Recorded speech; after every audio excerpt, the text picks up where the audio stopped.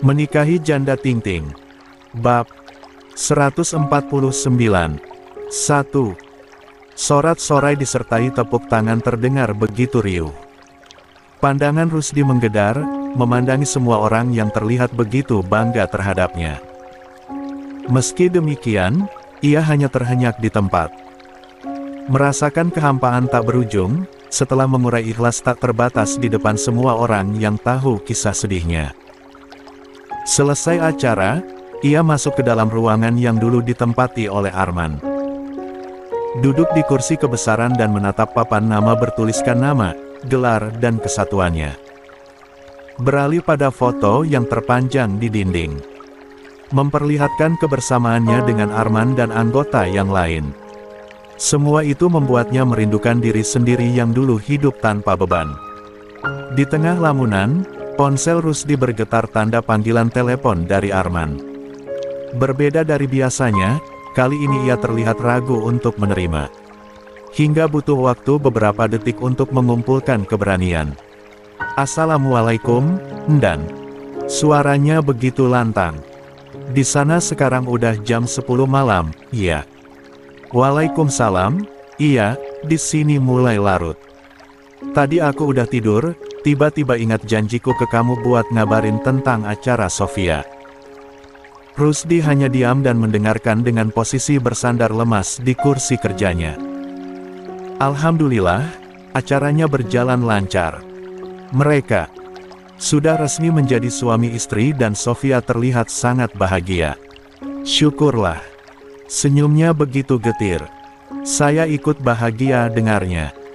"Oh ya, katanya mereka bakalan gelar resepsi di Jakarta ya, Dan?" "Iya. Nanti kita bicarakan lagi, setelah aku sampai di Jakarta." "Siap, laksanakan." Suaranya kembali terdengar lantang. "Sekarang Anda istirahat aja, jangan khawatirin saya. Wong sekarang ini saya lagi duduk di kursi komandan, sambil angkat kaki di atas meja." "Heh, jaga wibawamu, Rus.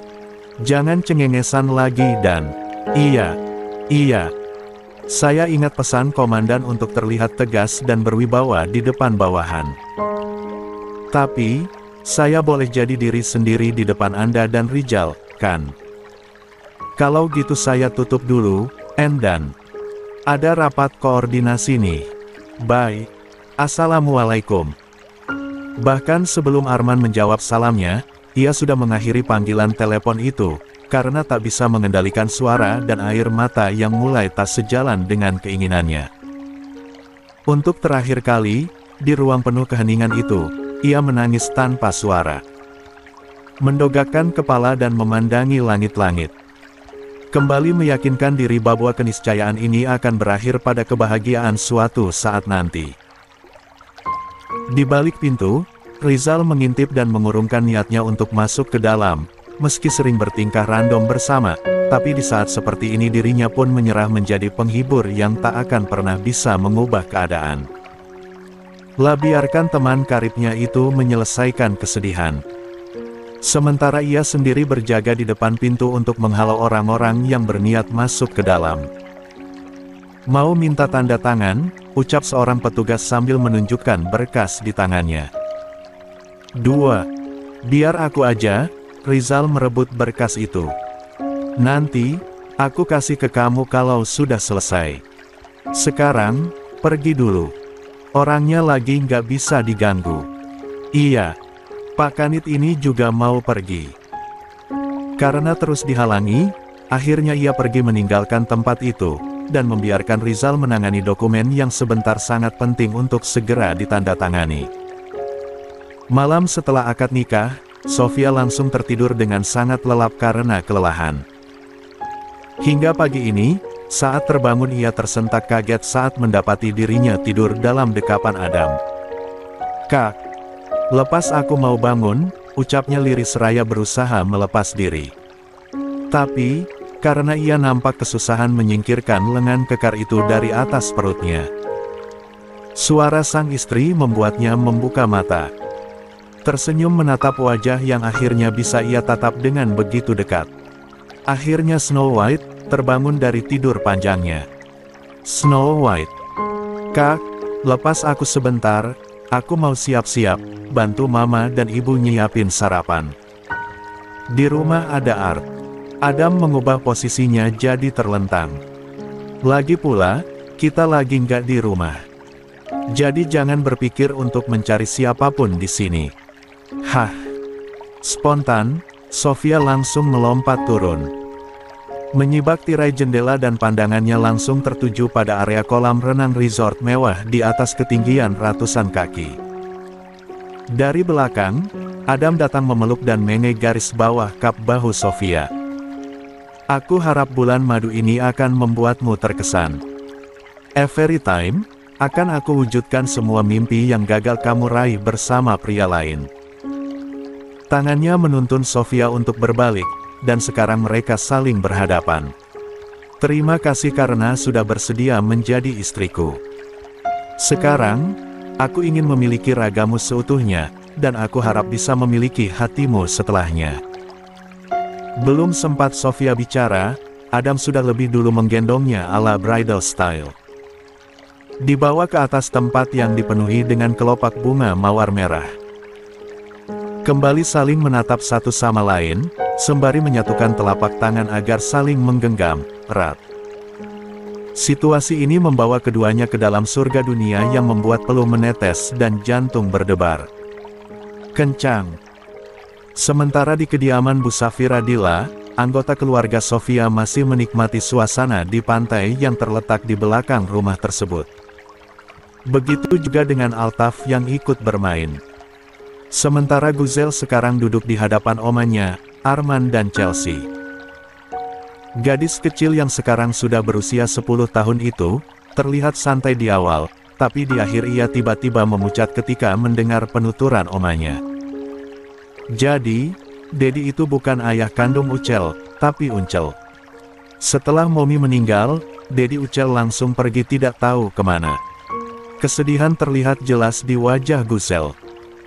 Ia juga nampak masih bingung harus memberikan tanggapan apa setelah mengetahui bahwa ternyata ia seorang piatu yang sebatang kara. Hal ini mau tidak mau harus disampaikan atas permintaan Adam. Karena, ia ingin Guzel tahu fakta sebelum beranjak remaja, dan saat ini juga, ia ingin keponakannya itu tinggal bersamanya, karena sudah ada Sofia yang siap mengambil peran ibu. 3. Ucel jangan sedih, Chelsea merangkul dan mengecup kening putri angkatnya itu. Arman ikut mendekat. Dedi minta izin ke ayah, agar Ucel tinggal sama Dedi dan Momi Sophie. Bagaimana, mau? Guzel kembali memeluk, merapatkan wajahnya di perut Chelsea lalu mulai terisak-isak. Bunda, jangan tinggalkan Ucel. Mau tinggal sama ayah, bunda dan Al aja. Rengekan Guzel membuat Arman dan Chelsea saling menatap, bingung. Walau bagaimanapun Adam lebih berhak. Terlebih lagi, saat ini mereka belum mengadopsi Guzel secara resmi. Apa karena ayah dan bunda mau punya dedek baru, jadi nggak butuh Ucel lagi? Tanyanya saat melepaskan pelukan itu. Nggak gitu sayang. Chelsea mendekapnya lebih erat. Iya, kamu akan tetap tinggal sama ayah dan bunda. Sudah jangan nangis lagi, nanti ayah ngomong ke Dedi ya. Suara isak tangisnya perlahan lenyap. Tapi, jari-jarinya terus meraih garis bawah mas jilbab Chelsea seolah takut jika benar-benar ditinggalkan. Meski sebenarnya mereka semua akan tetap tinggal di satu kota yaitu, Jakarta. Tidak bisa dipaksakan, ucap Bu Safira berbisik kepada Arman. Urus saja dokumen resmi adopsi Guzel. Dia benar-benar sudah tidak bisa lepas dengan kamu, Chelsea dan Altaf. Arman menoleh dengan ekspresi khawatir. Tapi, bagaimana dengan Adam? Apa dia akan setuju jika hak asuh Guzel, saya ambil alih secara resmi? Insya Allah, dia pasti akan setuju. Biar tante yang bicara padanya, setelah acara resepsi di Jakarta selesai. Baiklah. Kalau begitu, Arman kembali beralih. Menarik Guzel ke atas pangkuannya. mencoba menenangkan dengan ungkapan janji manis sebagai seorang ayah kepada putrinya. "Jangan tinggalin Ucel ya, ayah." "Iya, nak. Ayah akan selalu mendampingi kamu." Momen itu membuat Bu Safira tak kuasa menahan air mata. Tapi, di sisi lain beliau lega karena tidak perlu takut jika seandainya sel-sel kanker yang menggerogoti, membuatnya meregang nyawa. 1 pekan pasca akad nikah itu berlangsung. Hari ini, Arman dan rombongan kembali ke Indonesia. Pesawat yang mereka tumpangi, baru saja mendarat dengan selamat di bandara internasional setempat. Adam dan Sofia berjalan beriringan sambil bergandengan tangan. Terlihat sangat serasi dengan setelan formal yang begitu khas. Di saat bersamaan, Rafika, adik Rusdi sedang duduk di kursi tunggu karena bertugas menjemput atasan. Tanpa sengaja, pandangannya tertuju kepada mantan calon kakak iparnya yang berjalan bersama pria tampan. "Mbak Sophie." Kedua matanya terbelalak saat melihat Sofia menenteng tas branded, pakaian dari brand ternama yang menambah kesan elegan dan mewah. 4. Langkah kaki Sofia sedikit melambat saat tak sengaja menemandangi Rafika dari jarak beberapa meter. Namun, pada akhirnya ia memalingkan wajah, seolah tidak pernah melihat wanita muda itu. Langkahnya tegas, genggaman tangan pada Adam pun semakin erat. Namun, napasnya terasa tercekat karena merasa terus diperhatikan dari kejauhan.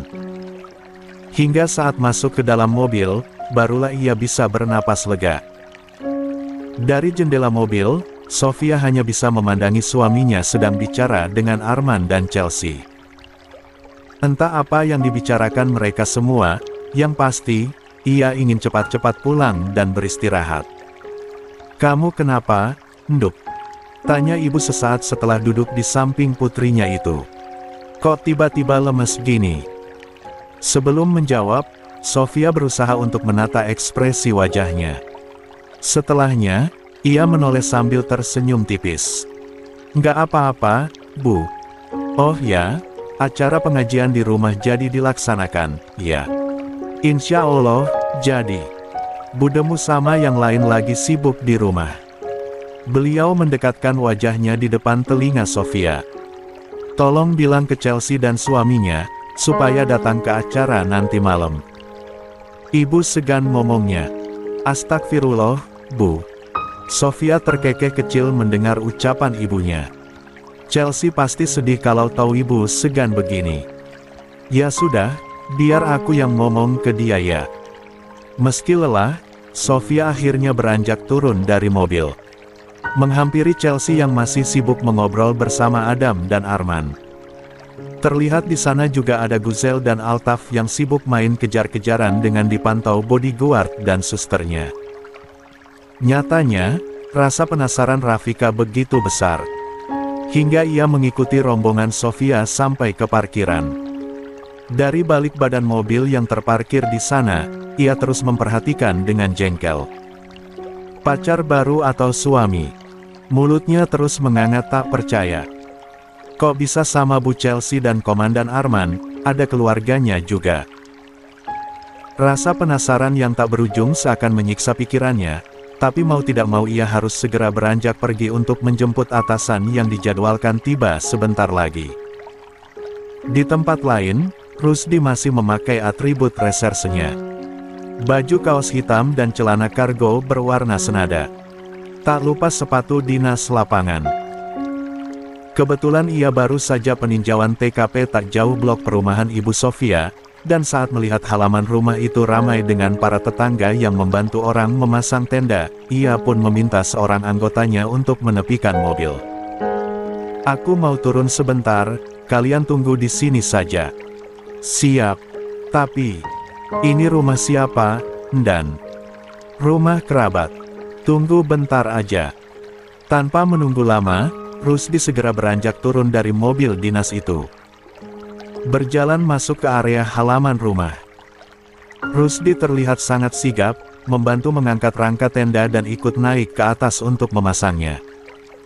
Tak ada raut kesedihan, saat orang di bawah meneriakinya agar berhati-hati. Paman Sofia yang baru saja keluar dari dalam rumah meletakkan cangkir kopinya begitu saja, lalu tergesa saat mengetahui jika Rusdi sedang berada di atas tenda. 5. Rus, turun dulu. Baru datang kok langsung masang tenda. Selesai dengan aktivitasnya di atas sana, Rusdi segera melompat turun, tepat di depan pria parubaya yang menatapnya dengan khawatir. Nggak apa-apa, Lek. Cuma bantu dikit. Kamu dari mana? Diperhatikannya penampilan Rusdi. Pasti abis pulang dari TKP kerusuhan di blok sebelah ya. Iya, Lek. Senyum khasnya tak hentinya terpancar. Tapi sorot matanya masih sama. Tadi nggak sengaja lewat dan lihat orang di depan kesusahan. Jadi saya mampir. Alhamdulillah, makasih tapi. Kamu tahu kami di sini mau ada acara apa? Rusdi mengangguk dan kembali tersenyum getir. Taulah, wong pengantin baru otu pulang, kan? Ya wes, saya pamit balik ke kantor dulu. Disalaminya tangan pria itu. Loh, masuk ngopi dulu. Budemu lagi masak-masak di belakang. Sekalian makan siang di sini aja. Kapan-kapan aja, Lek. Saya pamit. Assalamualaikum. Waalaikumsalam. Tunggu sebentar. Rusdi berbalik, memandangi pria parubaya yang kembali masuk ke dalam rumah, dan tak lama kembali keluar sambil membawa sesuatu di tangannya. Kebetulan kamu di sini. Beliau menyodorkan selembar undangan. Ini undangan pernikahan Sofia. Kalau sempat, jangan lupa datang. Acaranya di ballroom hotel berbintang. Tangan Rusdi bergerak ragu, meraih undangan pernikahan itu. Insya Allah. Kalau sempat saya datang. Makasih, kalau gitu saja lanjut dulu. Silakan. Hati-hati, Rus. Beliau dan beberapa warga sekitar yang tahu tentang hubungan Rusdi dan Sofia, nampak terenyuh melihatnya masih sangat ramah seolah menjelaskan bahwa, putusnya sebuah hubungan tidak akan mengganggu tali silaturahmi. Saat kembali ke dalam mobil, Rusdi kembali bersandar pada kursi, menatap kosong ke arah depan dan membiarkan mobil itu berangsur memacu kecepatan stabil. Nanti malam, setelah observasi, kumpulin anggota yang lain, ucapannya kepada pria yang sedang menyetir mobil, Komandan Arman meminta kita semua berkumpul di rumahnya. Siap. Pesta tengah malam. Mau dangdutan di rumah Pak Arman ya? Wah seru nih. Yo ngumpul-ngumpul aja. Otakmu kok taunya dangdutan terus. Rusdi berdecak lalu memejamkan mata karena lelah, sisa energinya benar-benar terkuras habis hanya karena muncul beberapa menit di kediaman mantan kekasihnya. Rusdi sampai di rumah ibunya, untuk mengambil pakaian ganti sebelum kembali mengedap di mes ataupun kantor reserse untuk menenangkan diri. Namun, kedatangannya hari ini tidak diabaikan seperti sebelum-sebelumnya. Rafika dan ibunya tiba-tiba berhambur mendekat. 6. Mas, Mbak Sofia udah punya pacar baru. Apa benar, pacar barunya kerabat Arman? Iya, aku lihat mukanya mirip Komandan Arman. Rentetan pertanyaan yang tiba-tiba dihaturkan kepadanya membuat Rusdi berdiam sebentar lalu tersenyum sinis. Bukan pacar, tapi suami. Sofia sudah menikah dengan sepupu Pak Arman yang tinggal di Amerika. Hah? Rafika dan ibunya terperangah secara bersamaan. Kok bisa? Sejak kapan? Sepupu Pak Arman itu kaya juga. Kepalanya mendadak pening dengan pertanyaan kedua wanita itu. Memang ada keluarga Komandan Arman yang melarat.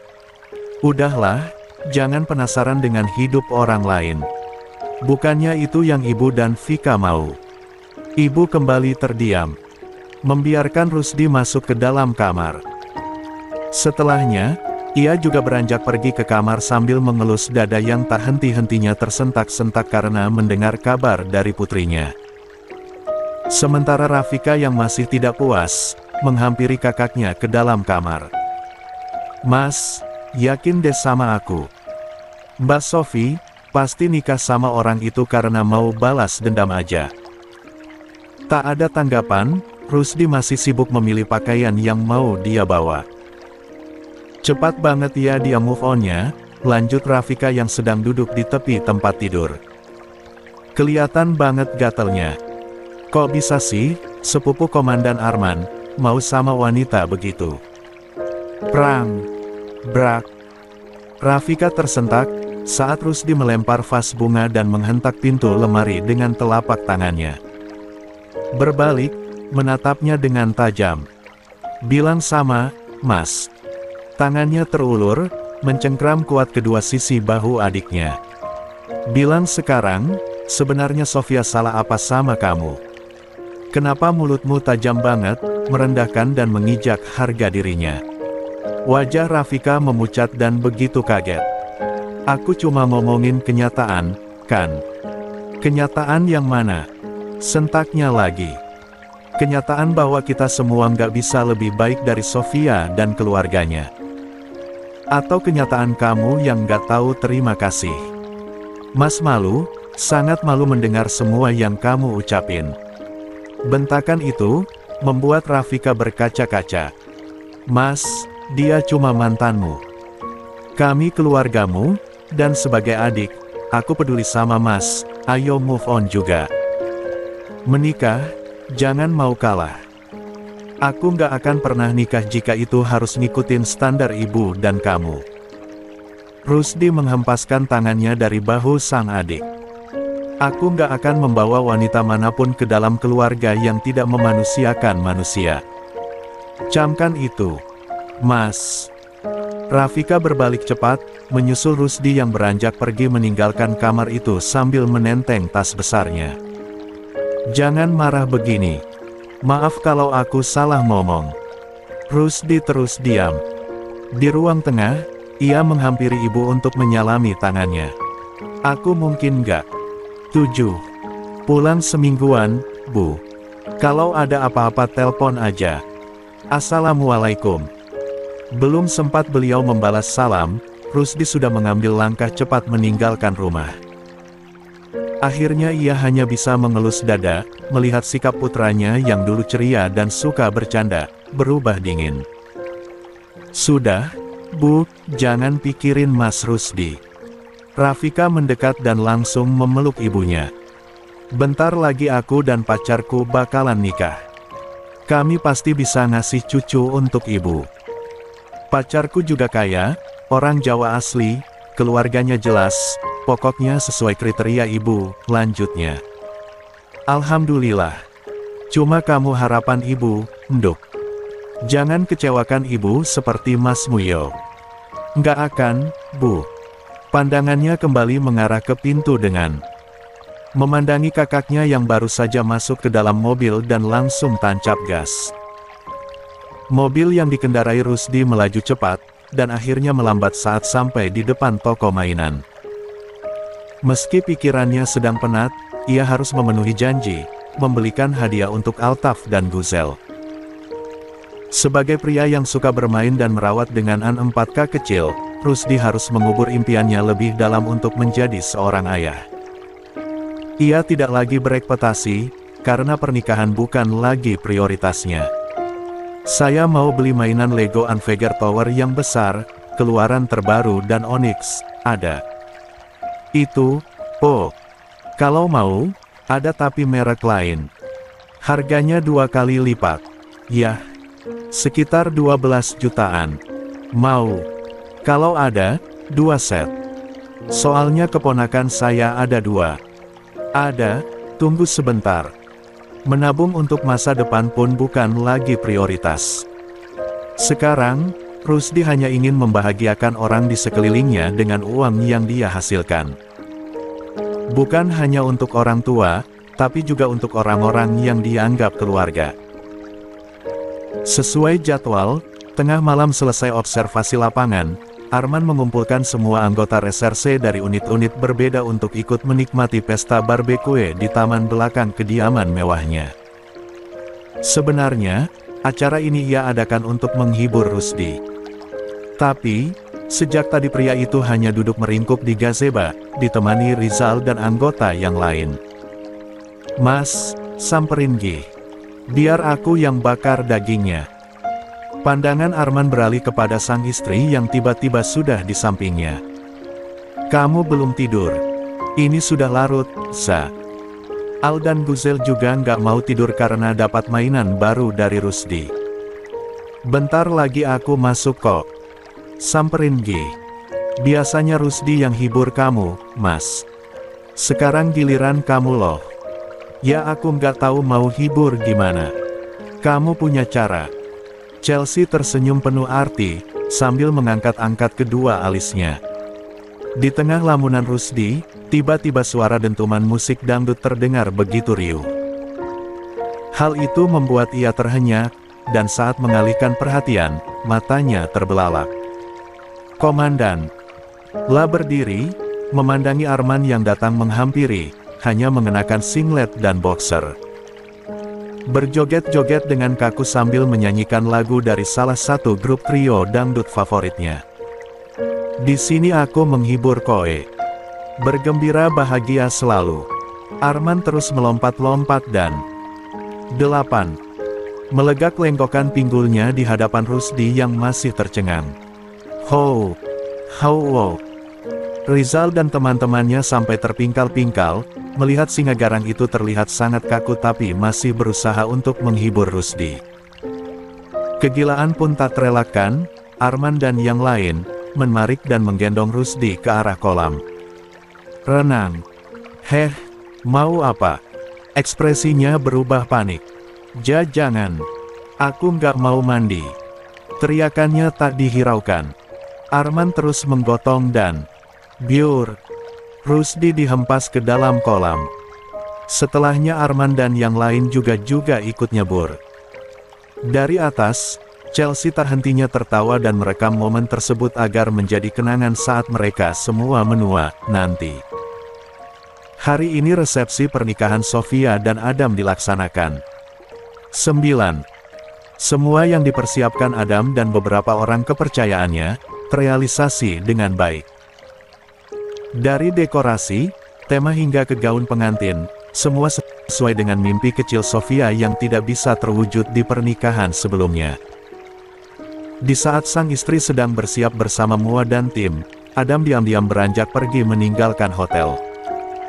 Menuju salah satu kafe yang terletak tak jauh dari sana. Menghampiri seorang pria lain yang terlihat sudah menunggu di salah satu meja pengunjung. Senyumnya nampak canggung, karena mereka tak pernah berhadapan dan bicara empat mata sebelumnya. Apa kabar, Rus? Ya, pria itu adalah Rusdi. Dengan sisa keberanian, ia terima ajakan Adam untuk bicara empat mata sebelum acara resepsi siang nanti. Tangannya bergerak ragu, meraih dan menyalami pria itu. Alhamdulillah, baik. Syukurlah. Ayo duduk. Sekarang, mereka duduk berhadapan. Memesan 2 cangkir minuman dan keik yang berperan sebagai hiasan di atas meja, tanpa disentuh sama sekali. Walau bagaimanapun, meski sama-sama berlapang dada, sudah pasti ada rasa tidak nyaman yang mau tidak mau harus ditahan demi menjaga silaturahmi yang tak ingin terputus hanya karena perasaan masing-masing. Kamu. Adam kembali mengambil napas panjang. Sudah menerima undangan resepsiku dan, Sofia. Sudah. Tapi, sudut bibirnya berkedut, ingin mengurai senyum, tapi nyatanya begitu sulit. Saya nggak janji bisa datang. Semenjak menjabat jadi kasat, banyak kasus dan kegiatan yang harus saya handle. Tolong sampaikan saja, Sa. Sofia akan sedih jika kamu tidak datang, sangga Adam. Saya sangat berharap kamu bisa datang untuk mengucapkan selamat padanya. Karena jujur saja, sepertinya dia masih terbebani dengan rasa bersalah dan tidak enak padamu. Telapak tangan Rusdi terkepal kuat di bawah meja dan ekspresinya sudah cukup untuk menjelaskan bahwa ia juga terluka dan tidak mungkin sanggup untuk melihat wanita yang dicintainya bersanding di atas pelaminan. Tapi, saat mendengarkan bahwa Sofia terus gelisah dan merasa bersalah, hatinya yang telah remuk kembali berdenyut. Memberikan peringatan untuk menuruti permintaan itu demi menjaga mental Sofia, meski dirinya sendiri seakan tersayat. Baiklah. Insya Allah, nanti siang saya akan datang. Terima kasih, Rus. Hembusan napasnya kembali terdengar lega. Saya dan dia sudah saling menerima dan insya Allah akan saling mencintai sampai menua nanti. Jadi, saya harap saat datang nanti, kamu tidak membawa perasaan itu lagi. Bisa kan? Lagi-lagi Rusdi mengangguk, mengiyakan. Padahal, jauh di lubuk hatinya, melepas perasaan tidaklah semudah membalikkan telapak tangan. Apapun yang kamu mau, akan saya turuti, asal kamu bisa berjanji untuk mencintai, menyayangi dan melindunginya. Jangan membuat dia merasakan gagal untuk kesekian kali, karena mimpinya adalah memiliki keluarga cemara yang bahagia. Hanya itu saja, lanjutnya. 10. Tentu Adam menyanggupinya tanpa ragu, karena sudah sejak lama ia memperhatikan sikap dan sifat Sofia di kantor ataupun di momen-momen tertentu. Hingga hati dan pikirannya tak lagi mempunyai keraguan. Perbincangan singkat itu diakhiri Rusdi dengan jabatan tangan. Sekali lagi selamat. Terima kasih, ucapnya saat meraih uluran tangan Rusdi. Kedatanganmu, kami tunggu. Insya Allah. Selesai dengan itu, mereka beranjak pergi tanpa menyentuh sedikitpun makanan di atas meja. Adam kembali ke hotel dengan tergesa karena pasti orang-orang akan mencarinya.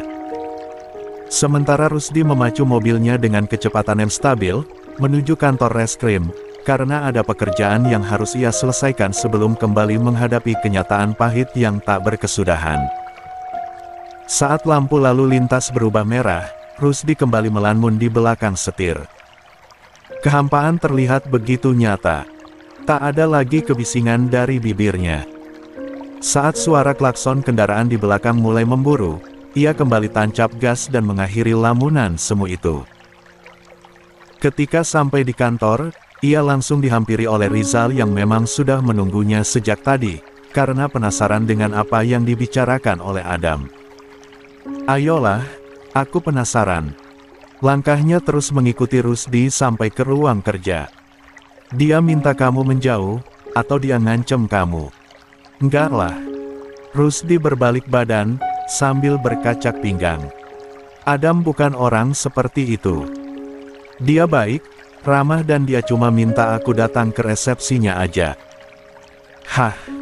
Mulut Rizal mengagak lebar. Yang benar aja. Kamu, pergi ke resepsi Sofia. Kalau udah lepas ya lepas aja, udah. Jangan buat kegagalan kamu makin terlihat nyata dengan datang ke sana. Raimu itu loh. Makin kelihatan nelangsa nanti. Entah sudah berapa kali Rusdi tidak menanggapi. Ia anggap ini sebagai bentuk hukuman atas dirinya yang tidak tegas dalam bersikap dan telah gagal mewujudkan mimpi wanita yang ia cintai untuk hidup bersama sebagai keluarga cemara. Rus, pikir-pikir lagi deh. Yang ada, kamu makin hancur nanti. Komandan Arman pun gak nyaranin kamu buat ketemu dia lagi. Sofia sedih karena merasa ngecewain aku, Jal. Sentaknya sedikit kesal.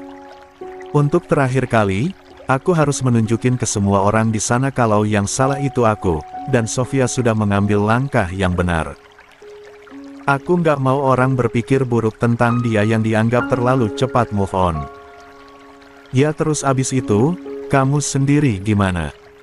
Aku nggak peduli sama diriku sendiri. Rusdi berbalik memunggungi Rizal. Balik sana. Aku mau meriksa berkas, terus siap-siap ke sana.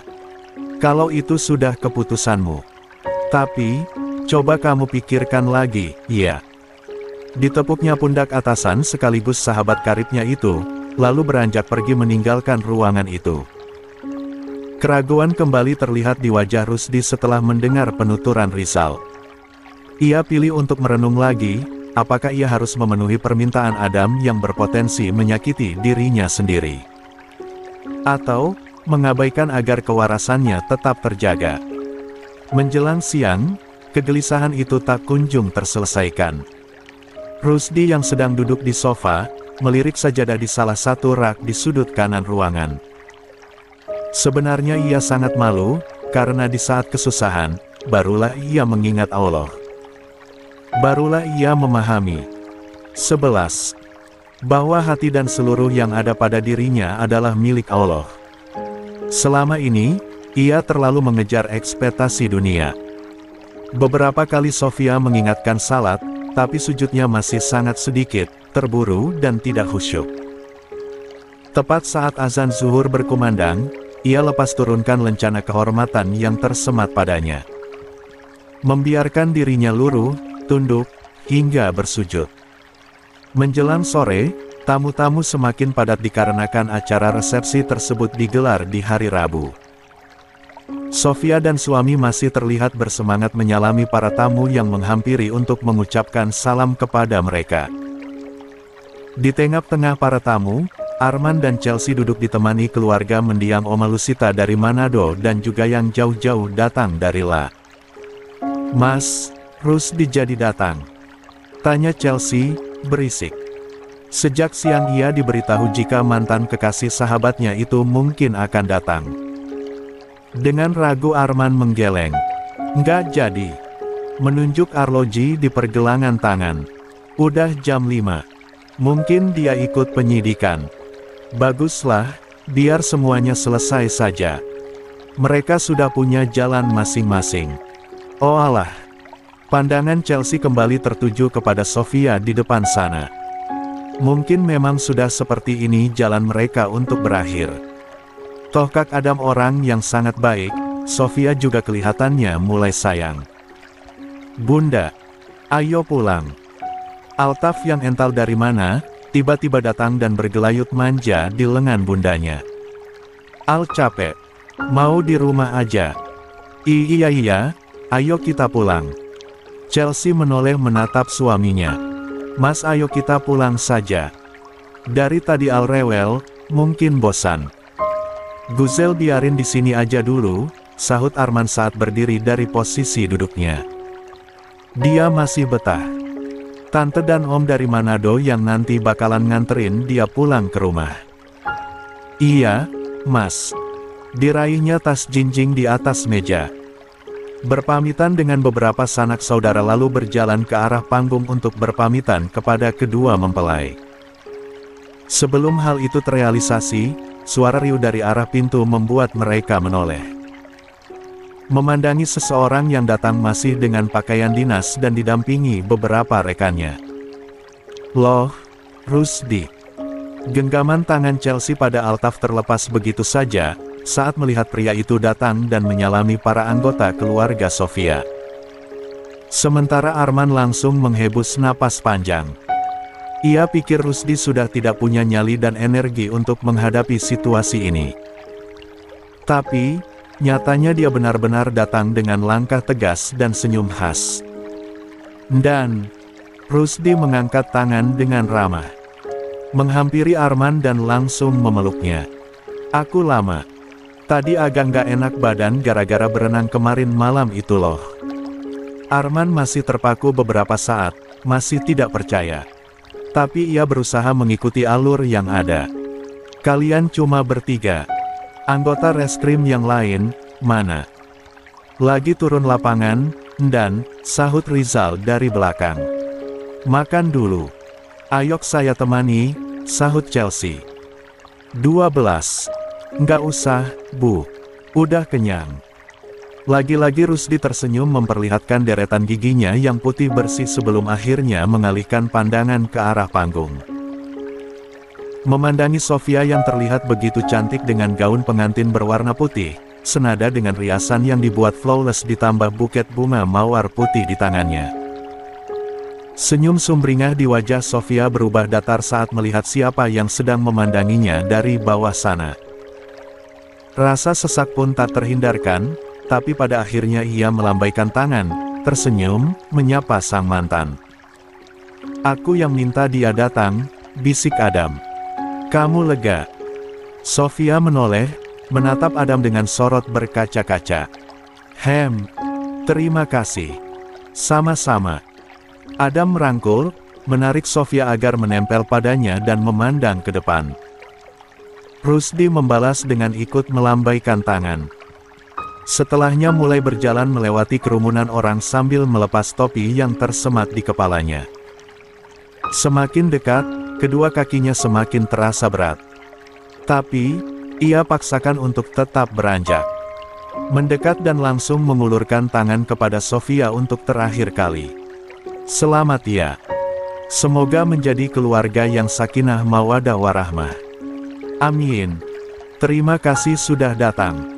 Sofia menjabat tangan itu, singkat. Beralih kepada Adam.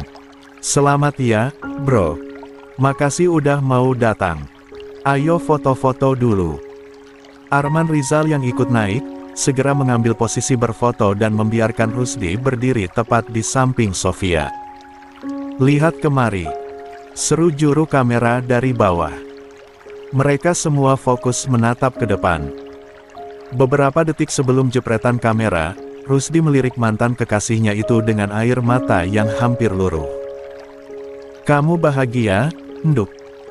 Bisikan itu menggetarkan hati dan jiwa Sofia dan tanpa bisa dicegah air matanya mengalir dari sudut mata. Sangat bahagia.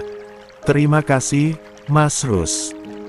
Cairan bening yang sejak tadi ditahan, akhirnya mengalir membasahi pipinya.